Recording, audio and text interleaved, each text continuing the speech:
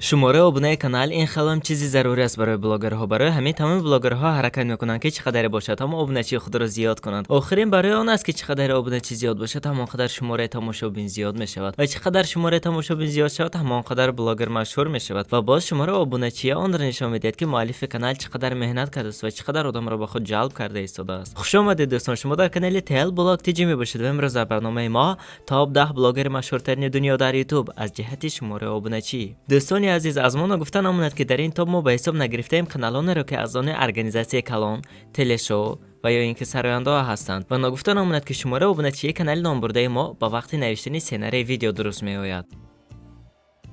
در جای دهم کانال با نام سموش. این گروه حجم‌نگارها از ایالات متحده آمریکا با سردار انتونی پدیلیا و ایان هکوکس. اینها بسیار پارودیا به فیلم، بازی و سرود سینما میکنند و این حال اینها در کانال خود 24 میلیون و 500 هزار ابونچی دارند. جای نهم کانال با نام وانوس گیمینگ که مؤلفش مرد خطایی از کانادا ایوان وانگ میباشد. ایوان اساس با گذاشتن بازی کامپیوتری به مثل GTA 5، فار کرای و غیره مشغول است. یعنی اینکه لیتس پلیشینگ می باشد و به غیر این باشد هم با سراینده است و در کانال وانوس گیمینگ حالا زیاد است 25 میلیون و 600 هزار ابونچی قرار دارند.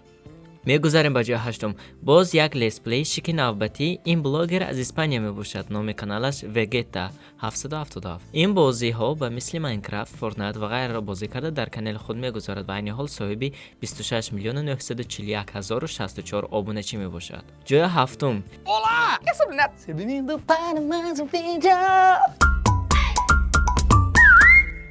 فیلیپ نتو حجم‌نگار و اکتور برزیلی می باشد و کانال خود را توسط اخبارها و مم‌ها پیش میبرد. فیلیپ صاحب کمپانی پرایم میکر می باشد که این کمپانی 5000 کانال یوتیوب را اداره می کند. باز فیلیپ دادره دارد با نام لوکاس که او هم با 24 میلیون ابونچی بلاگر می باشد و کانال خود فیلیپ باشد زیاد از 33 میلیون و 300 هزار ابونچی دارد. جای ششم لوئیس فرناندو با نام کانال خود فرنان فلو.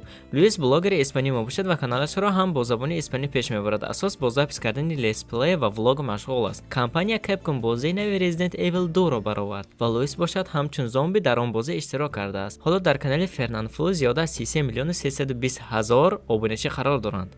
میگذاریم به جای پنجم، گرمان الخاندرو مشغول با تخلص خویا گوگرمان. اساس این بلاگر شو خود را با زبان اسپانی پیش میبرد و بغیر از این باز هم سراینده میباشد. گرمان کانال یکم خود را که 39 میلیون ابونچی داشت پرتاد و عین حال باشد کانال دیگر خود را پیش برده ایستاده است که شماره ابونچیش زیاد از 35 میلیون و 500 هزار میباشد. جای چهارم، ال روبیوس AMG مشهورترین بلاگر اسپانیا با زبان اسپانی. اساس کانال درباره بلاگ و لیتس پلی و حالا در کانال خود 35 میلیون و 600 هزار ابونچی دارد. میگذاریم به جای سیوم یا که میگویند برونزوی میسته.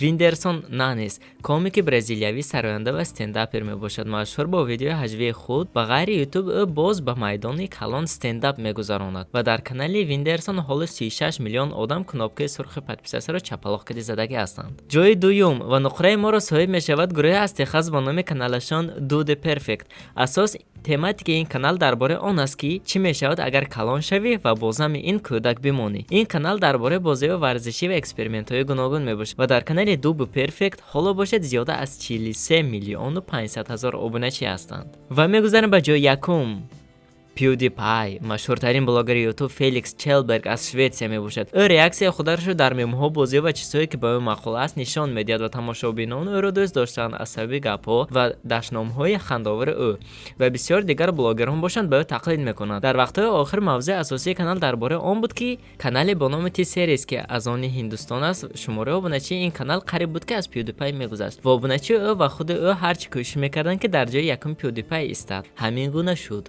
اما بسیار دوام نکرد. حالا باشد در کانال پیودیپای 97 از 5 میلیون ابونچی می باشد.